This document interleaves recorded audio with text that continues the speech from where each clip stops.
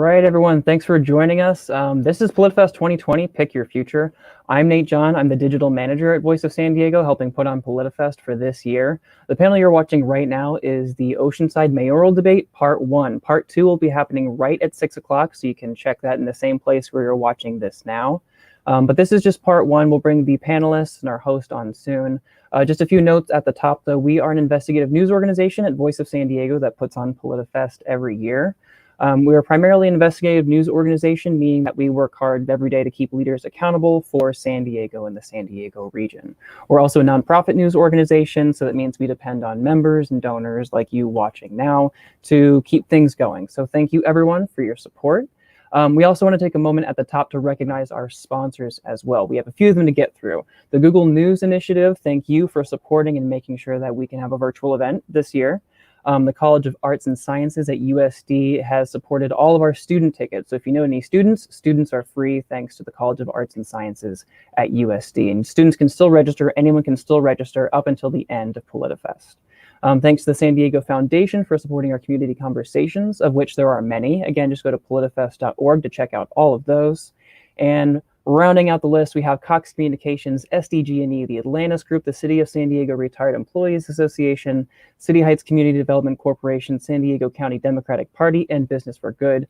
Thank you all so much for supporting Voice of San Diego's PolitiFest this year in 2020.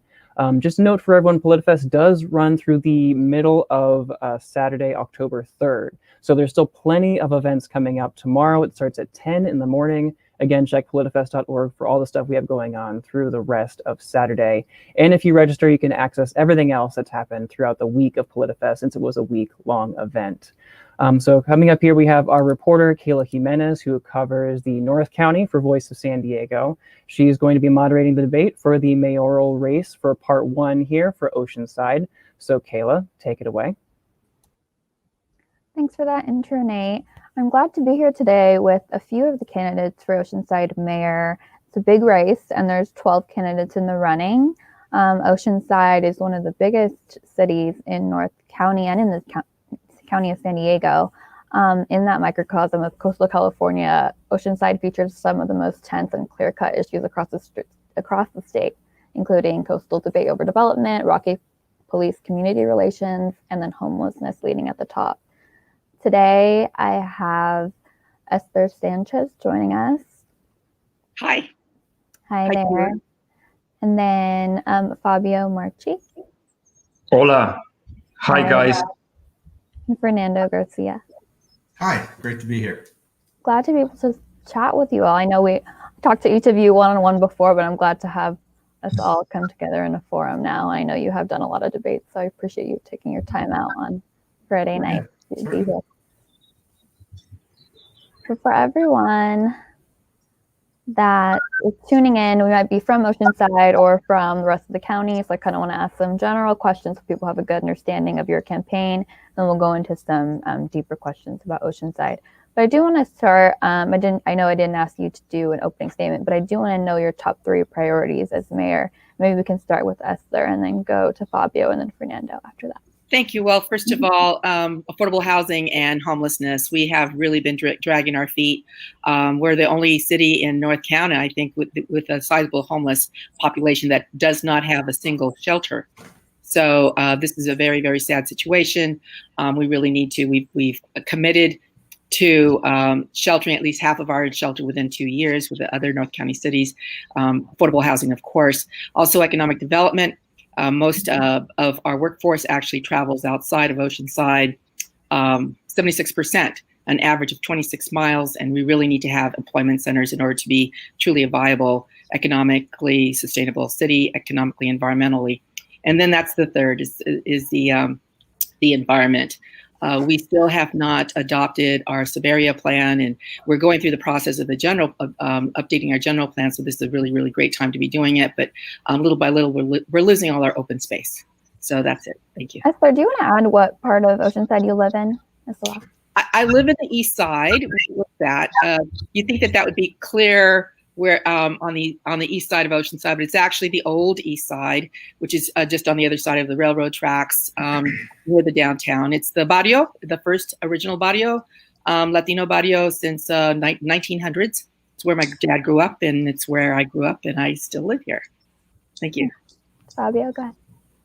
Hi, my name is Fabio Marchi, and first of all, don't even think to contribute to my campaign because you cannot buy me. I'm not for sale. Fabio for mayor is what we need to remember in these elections. Too many candidates. But I have to give you a little bit of my background. I was born in Argentina under dictatorship. And most people, they don't have an idea what that is the verge of freedom. We don't have no liberty when you're in the dictatorship. And that can happen here anytime. Also was followed with hyperinflation. 600% of inflation in a year.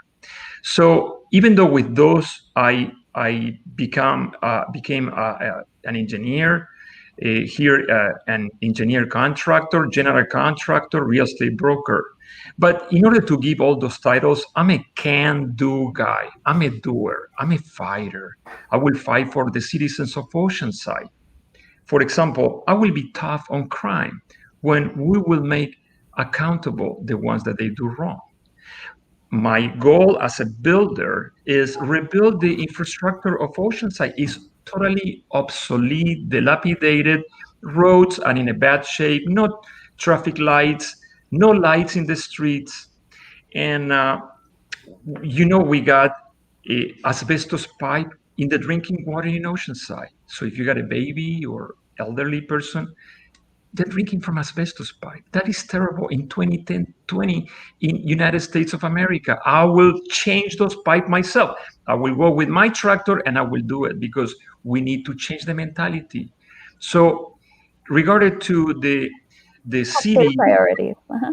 Yeah, those are my priorities. And also the homeless. But the homeless is a big issue because it is related to housing. For example, in order to build a ADU or a room addition in Oceanside right now takes 6 months, 9 months, a year. So with me, in one day, ADUs and room addition for homeowners, not for greedy developers, in one day, $100. And that will resolve the homeless because with $400 or $500 per room in a house will help the homeowner and will help the homeless. Those are my priorities. Thank you. And Fabio, what area of Oceanside do you live in? I always say this. I live right behind Angelo's Burger in the south of Oceanside, in the border of Buena Vista Lagoon. I moved in Oceanside in 1997. I live in an old shack, like a very bad shaped house built in 1940s. And now I have a beautiful condominium that I built it myself. And I struggle going through the city of Oceanside. So my goals are going to be cutting the red tape. Simple like that. Thanks, Fabio. Thank you, Fernando, your top 3 priorities of elected mayor? Oh, hi. My name is Fernando Garcia. My top 3 priorities, number 1, talking to a lot of the residents of Oceanside, is the homelessness. My solution for homelessness is addressing the reason why every single person is homeless in the first place. We need to head on, make contact with every single homeless to identify the reason. It could have been mental health. It could have been financial. It could have been, person's a runaway. It could have been financial struggles. I mean, there's ample amount of reasons why a person is homeless. So I don't think right now the police has it's in charge of the homeless outreach team. It's I think four police officers, or a sergeant and 3 corporals or something like that. So I don't think they're the right individuals to be handling homeless. So I want to put those police officers back in coordination with the city manager, put them back on the street to patrol our cities.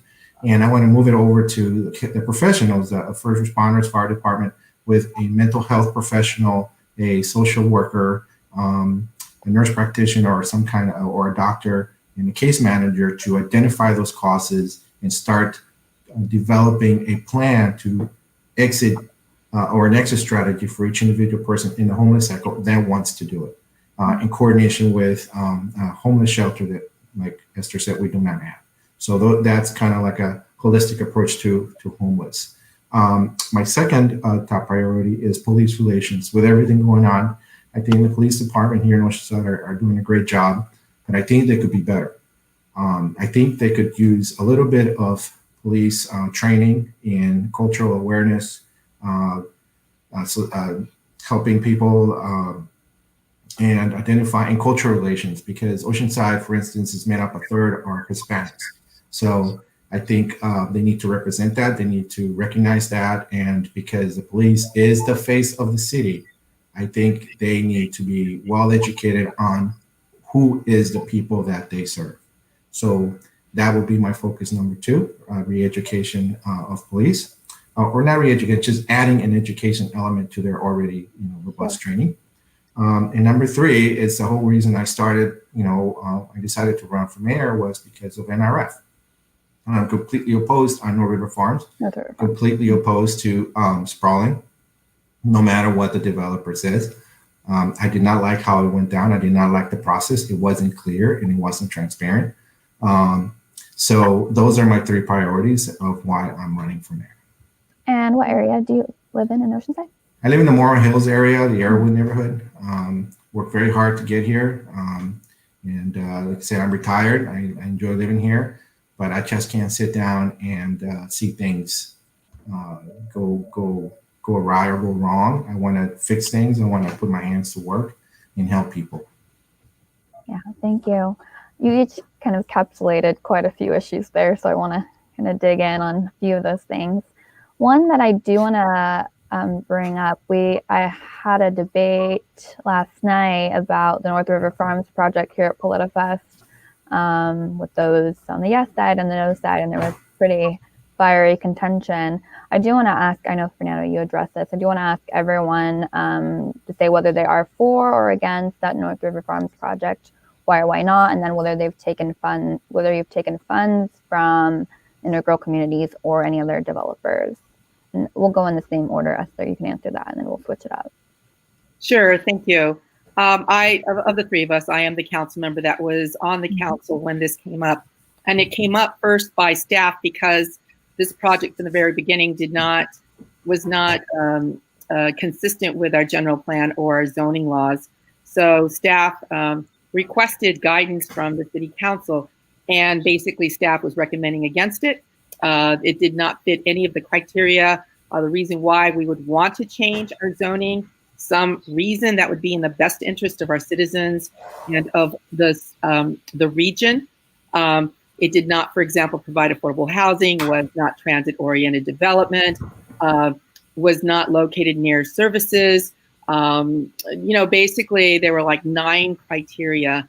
And so unfortunately there was that we were a council of 4. Jim Wood, Mayor Wood had already started to not show up at council meetings. So 3 council members, Lowry, Feller, and who was the other one?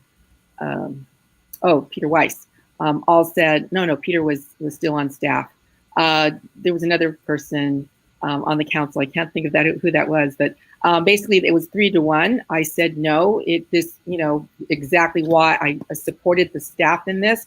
The Planning Commission has looked at it 3 times, put it down. Staff has recommended against it. I am fully against it. In fact, I was the one who recommended to the citizens that we do a referendum.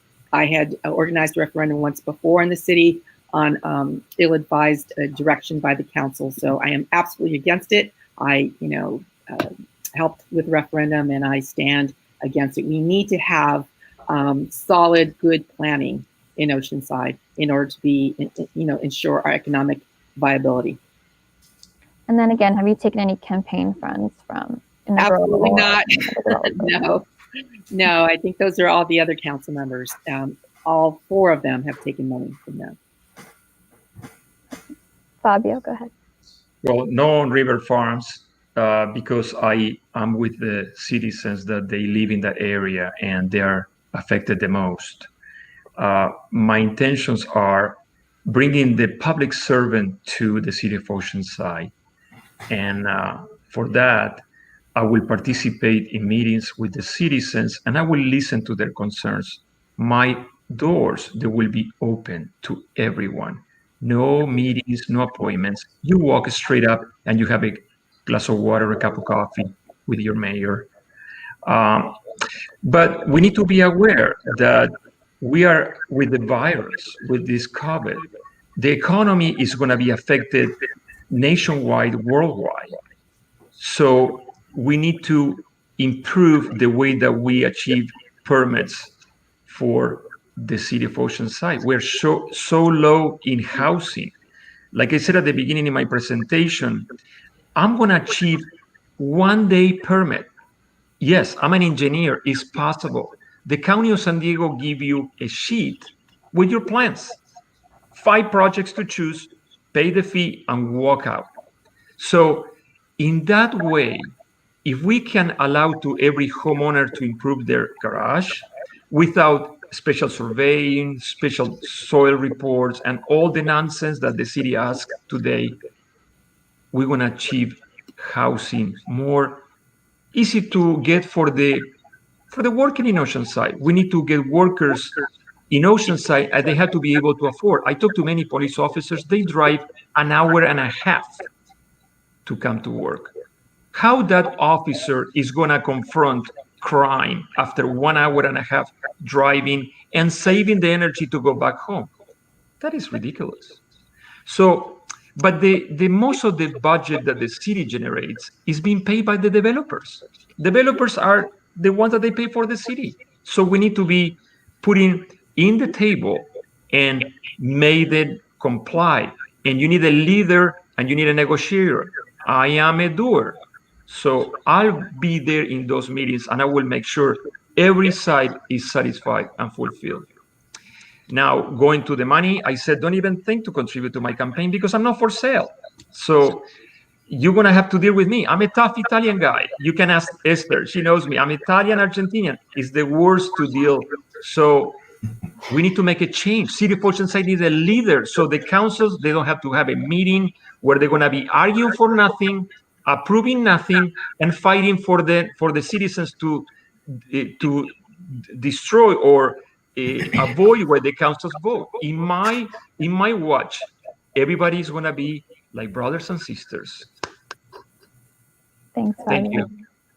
Fernando, What was the question again?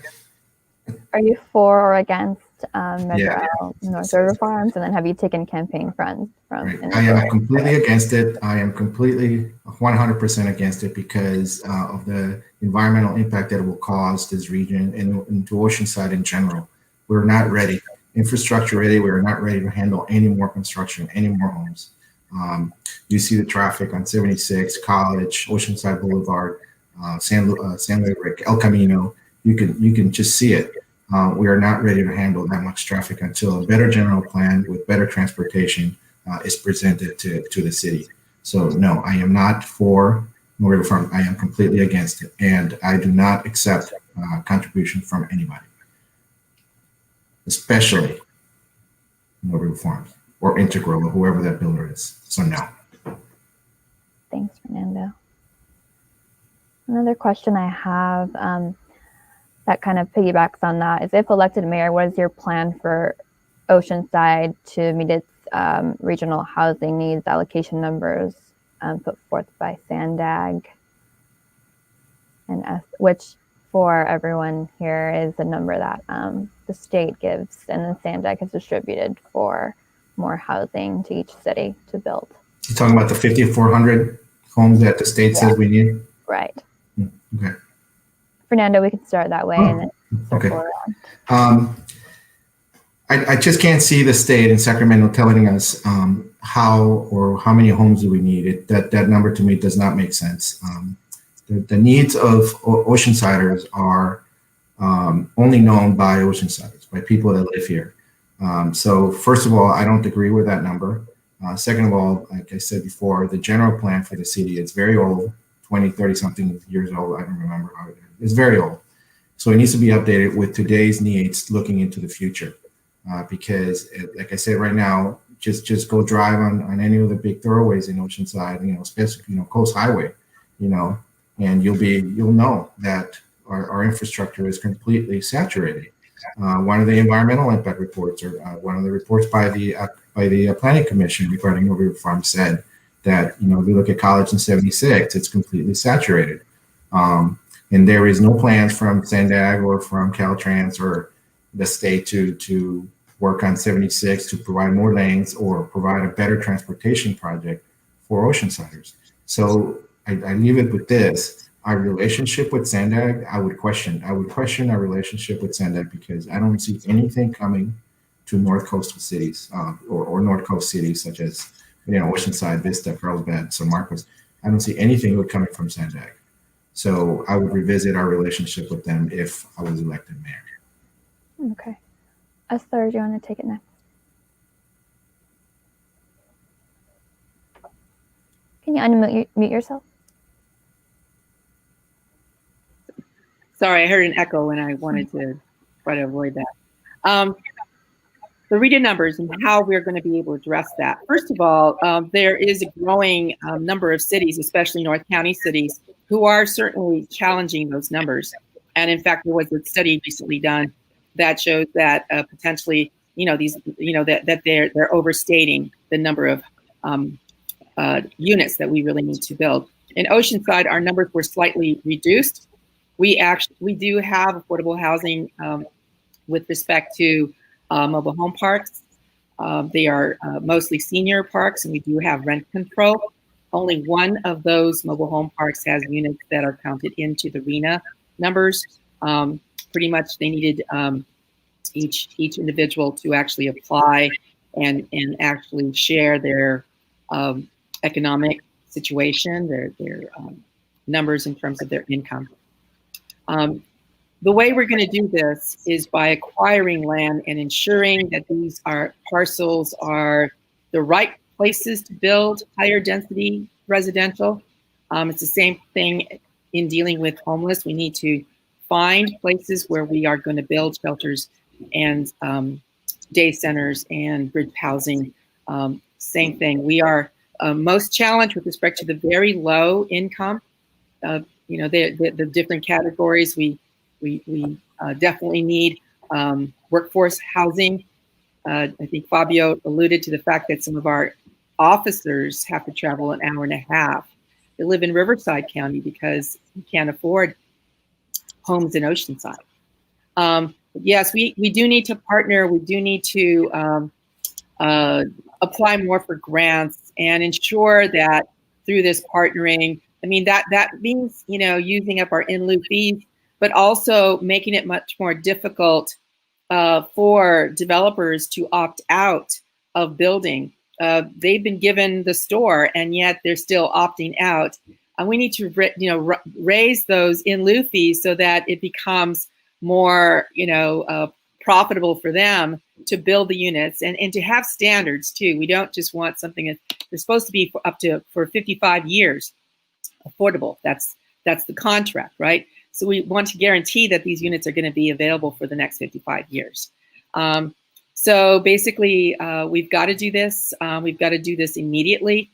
The city does have $8 million right now and has a couple of large projects on the horizon. Could get some more in lieu, but we also, need to do it on both sides, as well as the ADUs, making it easier for people to do that. And right now, we don't have tiny homes and are allowing tiny homes in as an alternative, as San Diego did. I'm hoping that we can do the same thing. Thank you. Thank you. And then everyone's referring to ADUs as additional dwelling units for yes, grand flats. Fabio, yeah. Same question. I said at the beginning, I'm an engineer, a contractor, and a real estate. Guess what? I got all the flavors. And in order to build a house, you don't start with the roof. You don't start with what color of paint are we want to have. So in the city of Oceanside, there is a lack of management. There is a lack of leadership. Because the city of Oceanside, in the way that it's structured today, we got 2 people in the council, 2, that they were appointed. And when somebody's appointed means has a free right to be reelected and free right to do anything and be accountable to no one. So that's terrible. That's terrible. I feel for Esther dealing with that every day in your councils. I feel very bad for that. So we need to change, first of all, that. Second one, in order to bring housing, the government doesn't have to go and build houses or give money to everyone, because we live in America. This is a capitalist country, and the money will come. The people will build their own houses. I built my house myself. The first time that I came to this country, I was every day with mud, drywall, paint, and I achieved my house, my first house, and I was very proud. So Esther said very well, we need to give people the opportunity to get ADUs. The county of San Diego has 5 plants, 5 model plants. How many plants are in the city of Oceanside, Esther? 0. Actually, you go to the city of Oceanside and the first question say, good morning. And they said, no, I want to build this. No, you cannot do that. I want to do that. No, you cannot do that. No is a word that is being sped out from every public official in the city of Oceanside. Under my watch, everybody's going to be saying, yes, I'm a yes, because we need to serve the people. I'm bringing back the public servant back. So if we achieve 50% of the homes, an easy room addition and an easy ADU, homeless will be taken care. Actually, homeless, they will be able to choose. I give you $400. No, it's too much. I give you $300. That's a free market. That's the way that it works. And if everybody understands that, we want to resolve many problems, many problems. Police officers, they can live in town and they can be acquainted with their people in their own city, in their own neighborhood, in their own parochial side. So that's what you get if you got a good leader. And I'm going to be the leader of Oceanside, whatever it takes. And I'm going to bring that to the council. And I'm going to bring that to every employee, to every city official in the city of Oceanside. Thanks. I have one more question about housing, and then we'll move on. I have a few different topics I want to cover. Oceanside is becoming increasingly unaffordable, and traditionally Latino communities in particular are being gentrified, with longtime residents being pushed out. What would you do as mayor to ensure that current residents are not being displaced? And we can go Fabio first, Fernando, and then Esther. Bueno, te lo voy a contestar en español, porque si nosotros no nos juntamos y nos ayudamos entre nosotros, vamos a morir como cucarachas. So if we don't join together our forces and we help as a brothers and sisters, we're going to die like roaches. And that is terrible. That's what's happening in the whole nation. Blacks against whites, shorts against talls. That's ridiculous. And it's coming from the higher up, but not in our city. And depends on the mayor, not an appointed puppet who will serve his own. That's how we keep the community. And people will fly to Oceanside, because guess what? I worked for 10 years in a job in construction. And in order for me to know that I was living in California, I was taking my drive to the coast. I said, oh, there's water over there, and leaving, because there's no way to park. 4th of July, good luck to get 15, 20 blocks close to the fireworks in the beach. By the way, to have any more fireworks is the only public and free entertainment. I'm going to bring the fireworks, and I will do it from the water, not from the street, for the fire. So we need to learn that we don't help each other. If we don't help each other, we're not going to survive. And I'm telling you, I grew up in Argentina, where people were picked because I didn't like this guy. Disappear, gone. And it can happen to here.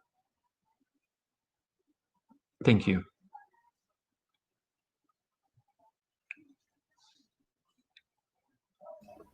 Sorry, I think I said Fernando next. Yes. So for me, it's a different approach. The reason I think a lot of that stuff is happening has to do with something that the city has no control, the city council has no control with, is education. It starts with education. It starts with the school system that we currently have, and unfortunately, we don't have any control over that. But what I want to do is I want to start developing a partnership with the schools and the school districts. And then you say, well, what does that have to do with what we're talking about? Well, if you talk about why people are leaving and being sold out or bought off, it's because of the lack of opportunities. The lack of opportunities for the Latino communities. Low-paying jobs are not conducive with the quality of life or the cost of life of Oceanside. So people have to go further to get jobs. People have to go where the jobs are. So when we talk to big business owners or big companies or things like that we entice or motivate to come to Oceanside to provide jobs, and we have a big industrial park that's mostly underutilized. Business owners will tell you, and I've actually talked to a few that say the majority of our workforce was not educated in Oceanside, or do they live in Oceanside? They live in Carlsbad, they live in Vista. Why? Because of the school districts. They're not going to take their kids, or no company is going to come here because they don't want to. Where are their employees going to? They look at schools. It's the first thing they look at. Is once everything contracts are established, the first thing they look at is where are we going to take our kids to go to school. Oceanside right now is not an attractive school system. It's not. People are they have options to go to charter schools or things like that. So unfortunately, that is my view. We need to partner with the school district and start developing 10, 20, 30-year plans, education plans to develop a workforce that is more with the times. We need to develop a generalized plan of where do we see Oceanside in 10 years, 15, 20 years, and start developing in coordination with the school. We have a college here in Oceanside. Hey, let's develop a plan and see what do we see ourselves in 10, 15, 20 years, and develop a training and an education path for these communities. So once we do that, we can bring back the people that were displaced. Unfortunately, it's going to take a long time, but I'm not here for short, patch solutions. I'm here for long-term solutions. So that's my answer. Yeah, we care a lot about schools here at Voice of San Diego too. Maybe we can talk about that sometime. Sure. Esther, do you want to answer that question as well? You're muted.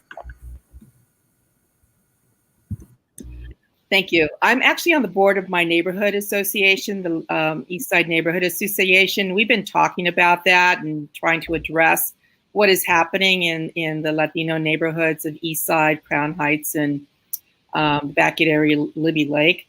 Number one, the first thing that I've noticed and that we've noticed is that these reverse mortgages are taking the homes away from the kids, in the sense that the parents don't seem to want to communicate with the kids that they have signed on with a reverse mortgage, where they don't get a whole lot for the value, but then the banks aren't going to tell the rights to the kids. So after 2 years, they're booted out. That's happening in the East Side. Obviously, Oceanside is becoming, it's the last affordable place that you can buy into on the coast, and that is definitely happening. I've run into people moving into the East Side from the Bay Area, from Orange County. It's amazing, and there's a lot of investment going on. Perhaps the idea of gentrification, maybe redevelopment, but the thing that we really need to do is economic development in the East Side. I've been talking about doing that. Unfortunately, I haven't had any more council members on the council helping on this issue. We do get CDBG funds. That's Community Development Block Grant Program funds based on the census tracts that have low income individuals. And unfortunately, that money gets spent just about everywhere and not concentrated in the East Side. The whole idea behind that was to change the neighborhoods, the poverty neighborhoods, block by block, and that is not happening.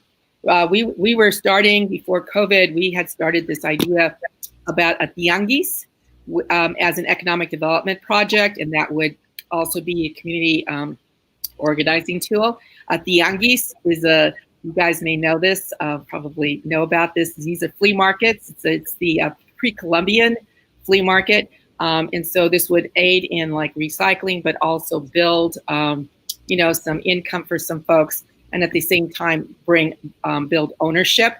But we definitely need to do another idea I had was, hey, why don't we get a food truck and work with Oceanside Unified and or Maricosta and teach kids the art of financing, basically banking, financing, cooking, running a small business, perhaps even becoming a chef, and those kind of micro businesses. So these are the things that we need to do. On the one hand, we need to educate our kids and the opportunities that exist. But at the same time, we need to address what is happening with the houses. We're talking about Prop 13 housing. These houses have been around since the 1950s, 40s, 50s. And so the banks are acquiring them because the kids don't know. I just heard someone who is very well educated, who just retired from Oceanside Unified, and she actually discovered that the home was their parent had actually done a reverse mortgage, and before she knew it, it was gone. So they really wanted to ensure the continuity of the community, the community of color in the East Side, and yet here it goes. It's being bought for very little on the dollar and sold to whoever it is that wants to buy into it. And it's not, and it's usually not a person of color that's buying into the East Side. So we need to do this. We need to empower the community. It's something that we had started to talk about, and we need to educate about these reverse mortgages, and that even if it's happening, you can get back in there and take it out of that situation. I was just learning about that myself. So, and then there's some other ideas about adding, if you're having difficulty, then adding the ADUs and helping in those kind of. The other thing is that in the East Side and some other places, a lot of the garages were, are living spaces. So let's make those legal now. Let's get those inspections done. Let's get those fees paid, and then let them honestly be able to get income in. So there's a whole lot of stuff that we're talking about doing. I'm really excited that Jonathan Borrego, who's assistant city manager, is been looking at some of this stuff, and the city manager has agreed. Lauren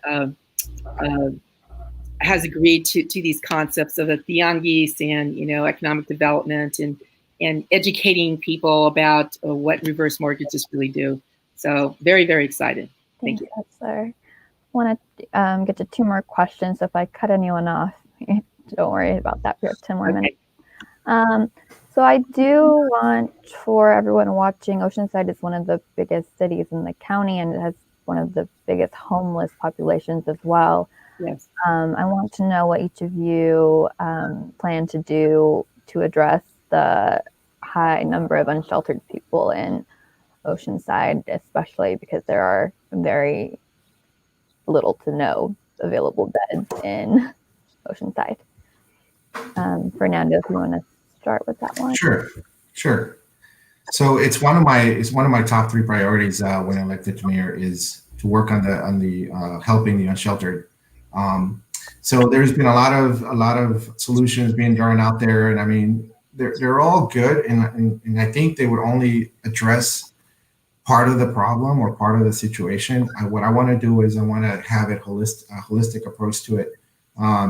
First of all, like I mentioned earlier, the homeless outreach team has, I think, 4 police officers. I want to move those officers, get them out of there and back in the street patrolling our cities, and migrate the responsibility of the outreach team to the first responder, like the fire department, for instance, and then fill them with more social workers, case managers, mental health provider, and an overall health provider to assess the condition of every single person that's out there and does not have a home. There could be a lot of reasons, and the purpose of this contact would be to identify the specific reason of why that person is in the unsheltered cycle. So once you identify the reason or the cause, then you can start developing an exit strategy, and then you can start, help with the help of these of the people I mentioned of the team. You can start bringing people out if they choose to help, because a lot of people simply love the lifestyle. But if they do choose to help, because like I said, it could be mental illness, it could be financial troubles, it could be, like I say, runaways, it could be many different. It could be a veteran with struggling, with transition through life. I understand that completely. So I want to do that. I want to put the care and the contact of every single homeless out there, which is over about 500 people that are in the situation just in Oceanside alone. Then another 500 plus are in Vista, with about the same amount in Carlsbad. So it's about 1,500 that have been counted around our Tri-City area. So this is a regional problem that will require regional solutions and support from our neighbors as well. Because you might help someone here, that person might not want it, he will migrate to the city next door, and you just have a continuous cycle. So I want to stop that. I want to help people individually, one by one, until we eliminate or we reduce the number of people there. They're unsheltered for good. Thanks, Fernando. Fabio, if you want to answer that question next, and then I saw you shaking your head at Esther's last response. Oh my God. I wish to have 20 seconds on that. But first of all, I said, we need new management. We need a tough person at the helm. The mayor is the mayor who can direct, control, and study critical and analytical where the money and the resources of the city are going to go. The city is not the Fed, is not the state, is not the county. The city is like the manager or the contractor who fixed the city and has, because the city of Oceanside is big, has fire, police, and social issues. Well, did you ever go to the third floor and find some management who speak Spanish, or is a dark color, or is from Hawaii or anything like that? Well, it sounds to me that we see only one color face in the management, and whoever pretend to speak Spanish in the management, they learn Spanish from a 5 minutes YouTube video. So the Spanish community doesn't have any representation, because when they're going to talk to in their own language, they can be born in here and they didn't want to learn. The city is not the judge and the ruler to tell them what to do. So they have to be somebody understanding their needs, the cultural values. We need to be more parochial. We don't need to be so discriminatory.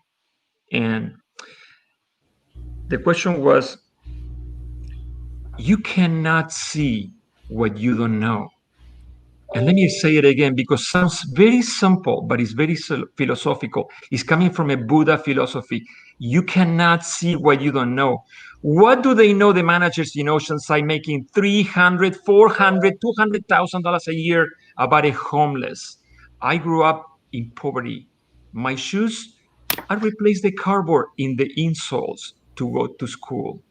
So I know what is not having electricity or water, or decide if you buy food or water.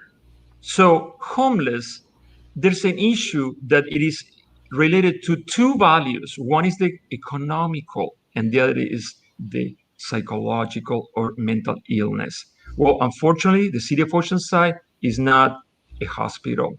Now, let's look around. What about in Encinitas? How many homeless you see? Go to Carlsbad. Go to La Jolla.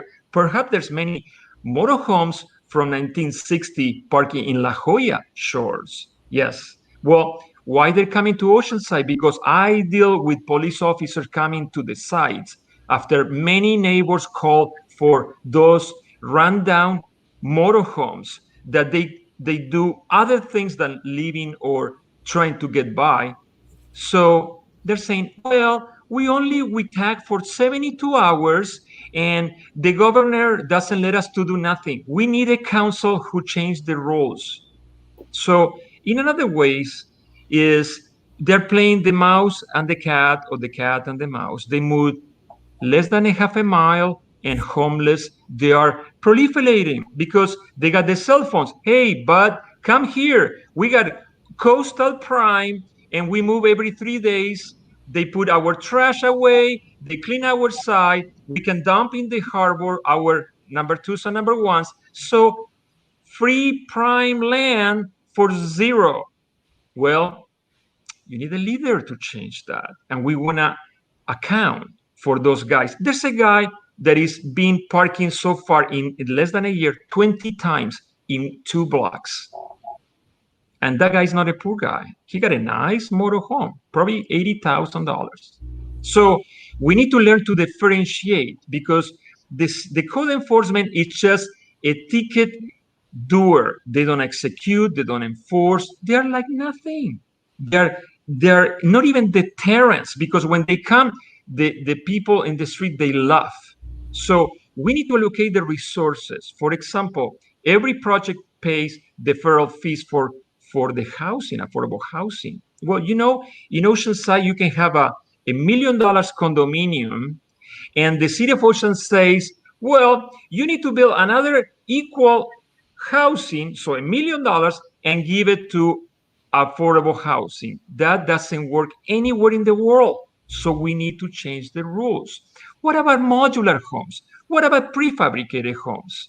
The city of Oceanside running right now, the city, they are $00, a minus F. Diana, Jonathan Borrego, all those worthless. When I'm the mayor, not in my watch, I will say $4 million, the third floor will be gone. Thank you. Thanks, Fabio. So long one there. Esther, sorry, but it was in my heart for years that, sorry. Glad you got it out. Now you know why Fabio is running. Well, okay, so as I indicated, I was born and raised in Oceanside, part of a 5-generation Oceanside family. My dad came here in the 30s as a kid, a farm worker. My mom was born in Zacatecas, grew up in Tijuana, so I'm the daughter of an immigrant. And they were poor. My mom was homeless, and there were a lot of stories that she shared with us in her troubles growing up in Tijuana, mostly homeless. She had 1-year education. And yet this woman was a very, very strong woman. My mom's mother and her, I think that's where I get this grit that I have. Pretty much, I'm the second Latina on the city council behind Lucy Chavez. Lucy Chavez was a councilwoman who was a community activist.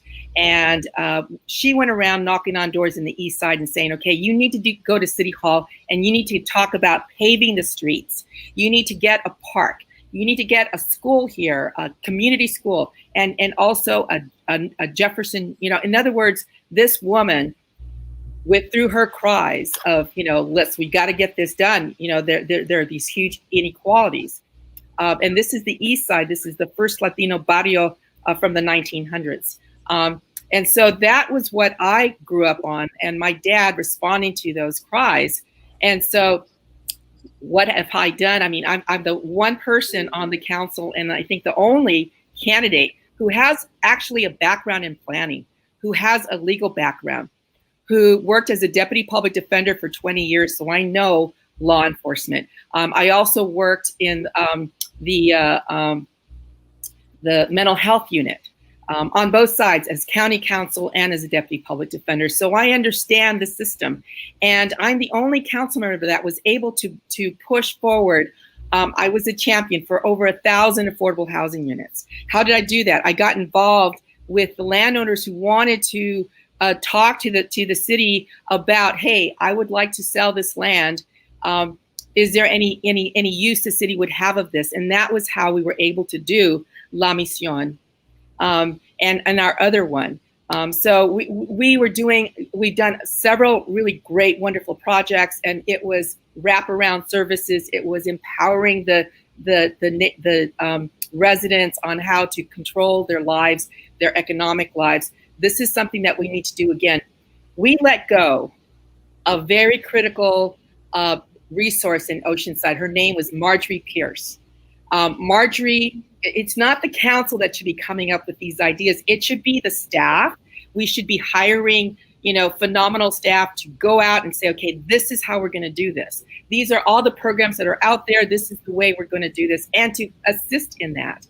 And unfortunately, this council has been saying, no, we don't want to do this. No, we don't want to do that affordable housing project. We have said no more times than the last 20 years in the last 2 years. It has been thoroughly disgusting. So this is a strong city manager form of government. The city manager operates the city, the day-to-day. We cannot tell any of the department heads what to say or do. We could be sued by that person.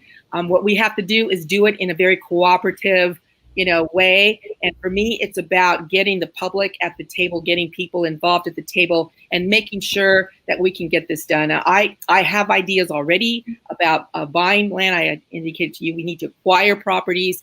We have several things on the burner. We need another fire station. We need to look at possibly another police station. We need affordable housing. We need day centers where our homeless can come in and take showers and wash clothes, and at the same time get referrals and services. So there's a whole lot of things that I have ideas about that I want to share with the experts in this field and see what we can do together.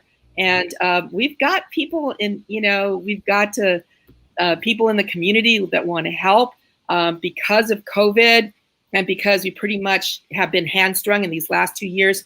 A lot of the private folks, citizens, have come forward and are doing it from their own pocket.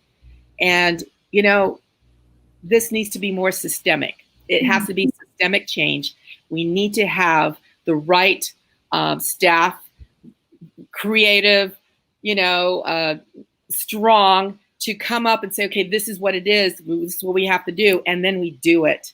So I'm very excited about it. I feel that I am the best person to be on the mayor of Oceanside. I have great ideas. We need to be sustainable for our future. I think about the kids every single day. I think that in 2050, we need to have a trolley going down Main Street, but this should be not 2050. It should be 2040 or maybe even 2030.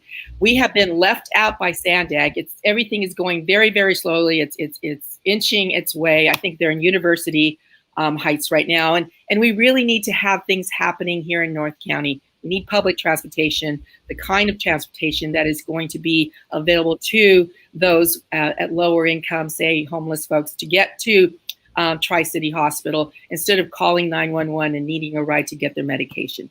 So these are the things that I am so excited about doing. And I'm urging everyone to vote yes for Esther for Oceanside Mayor and at estherformayor.com. All right. We're going to wrap now. We had our 55 minutes. If anyone else wants to also plug where to look up their information, go for that, Fabio or Fernando. And I appreciate you all joining us today at PolitiFest. It was really great to have you on.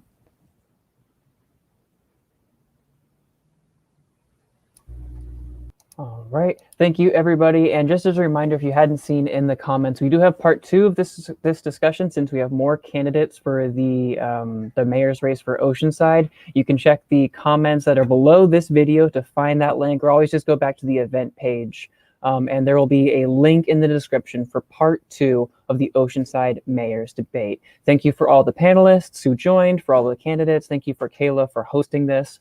Enjoy the rest of PolitiFest. There's still plenty more to go. Check out politifest.org for the rest of the details that we have going on. And yeah, we will see you for part 2 at 6 o'clock. Thank you.